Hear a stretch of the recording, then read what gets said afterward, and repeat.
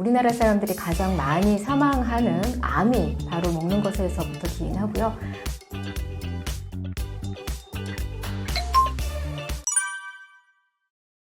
안녕하세요. 저는 순식물성 한약재와 또 채식 식단을 통해서 병을 고치고 있는 이현주 한약사입니다. 식단을 바꿔서 고쳐보니까요, 병의 뿌리부터 고치기 위해서는 음식을 바꿔야 한다는 확신이 들게 되었습니다. 그래서 국내외적으로 이렇게 식단을 바꾸는 활동을 함께 병행하고 있습니다. 생활습관 의학이라면요, 요즘 현대의학이 새로운 트렌드로 생활습관을 바꾸는 의학이 등장을 했는데요. 6가지 요소로 접근을 합니다. 가장 중요한 것은 식단을 바꾸는 일이고요. 주로 채식 식단을 권하고 있습니다.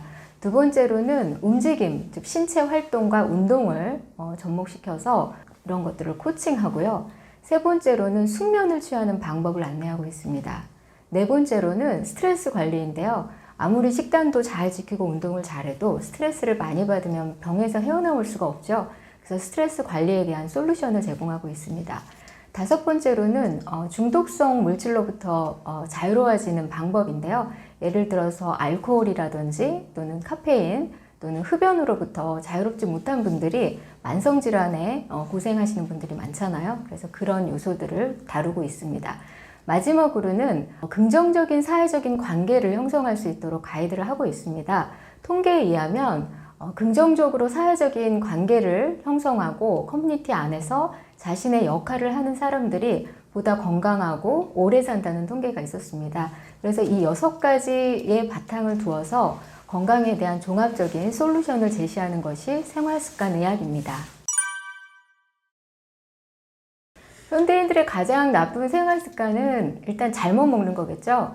그런데 그 원인을 가만히 생각해 보면 너무 바쁘기 때문에 살기 위해서 먹기 때문에 먹는 시간들이 뒤로 밀려서 건강한 생활의 루틴이 깨지는 게 가장 큰 원인이 아닌가 싶습니다. 두 번째로는 움직임이 적은 것인데요.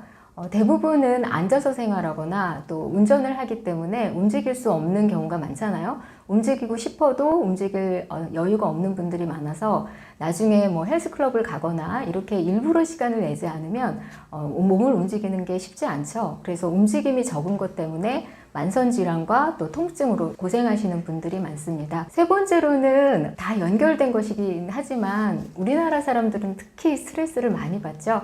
스트레스를 받는 그 근본 원인이 화에 비롯되잖아요. 근데 이 화라고 하는 것이 뭐 업무에서도 오는 것도 있지만 대부분은 인간관계로부터 이제 오는데 이런 것들을 어떻게 관리해야 되는지 자신만의 솔루션을 갖고 있는 분들이 드문 것 같아요. 그래서 저는 이 3가지가 현대인들의 큰 질병이라고 생각합니다. 잘못된 생활습관 질병은 사실은 모든 병들이 잘못된 생활습관으로부터 오겠죠. 특별히 이제 먹는 것으로부터 기인하는 병은 우리나라 사람들이 가장 많이 사망하는 암이 바로 먹는 것에서부터 기인하고요. 많은 분들이 암은 유전병이라고 생각하지만 사실은 유전적 요인은 10에서 15% 정도 차지하고요. 대부분은 잘못된 식습관에서 기인한다고 알려져 있습니다. 그리고 또 대사증후군은 대표적으로 먹는 걸 잘못 먹어서 오는 병이겠죠. 그 솔루션도 역시 잘못 먹는 것들을 바로잡으면 고칠 수 있는 병이기도 합니다. 또 사실은 우울증이라든지 불면증이라든지 이런 것들이 먹는 것과 전혀 상관이 없는 것 같지만 잘못 먹기 때문에 소화를 잘못시키고 또 장에 문제가 생겨서 그런 독소들이 뇌로 올라가서 우울증이나 또는 불면증을 유발한다고 알려져 있습니다. 그렇게 생각해 보면 잘못 먹는 것이 현대인의 가장 큰 질병 중에 하나다라고 말씀드리고 싶습니다.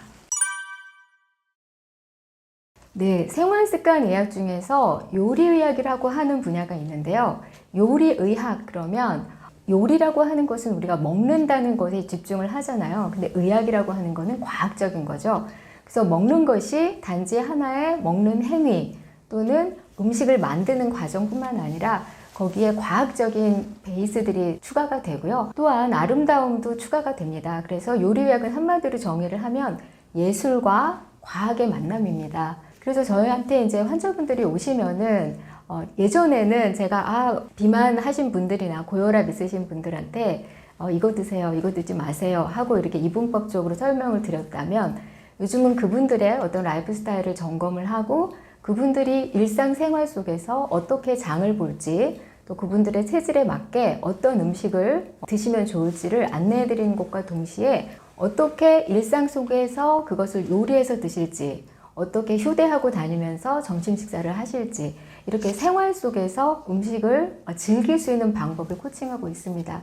그리고 더불어서 요리의학에서 강조하고 있는 것은 소통입니다. 그래서 음식이라고 하는 게 개인의 선택이기도 하지만 사실은 하나의 문화이고, 우리가 문화를 통해서 음식을 나누면서 음식 문화라는 게 생기잖아요. 그래서 내가 원하는 음식을 아무리 선택을 해도 문화 속에서 녹여내지 않으면 그것을 지속할 수 없기 때문에 이 요리의학에서는 어떻게 내가 건강한 음식을 내 커뮤니티 안에서, 내 가족 안에서, 내 직장 안에서 같이 나눌 수 있는가 하는 구체적인 방법들을 코칭하고 또 이런 소통을 통해서 커뮤니티를 또 형성하도록 서포트를 하고 있습니다.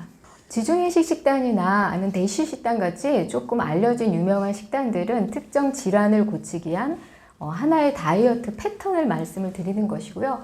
이런 다이어트 패턴을 내가 일상 속에서 실천할 때 어떻게 내가 실천하는가는 별개의 문제죠. 내가 교과서로 알고 있는 것과 실제로 내 생활 속에서 내가 녹여내는 건 별개의 문제잖아요.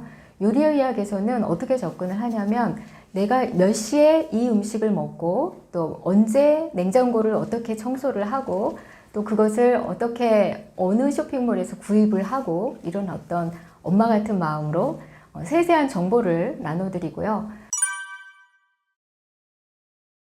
제가 채식 한약사가 된 것은 사실은 채식 공부를 하다가 굉장히 놀랐었어요.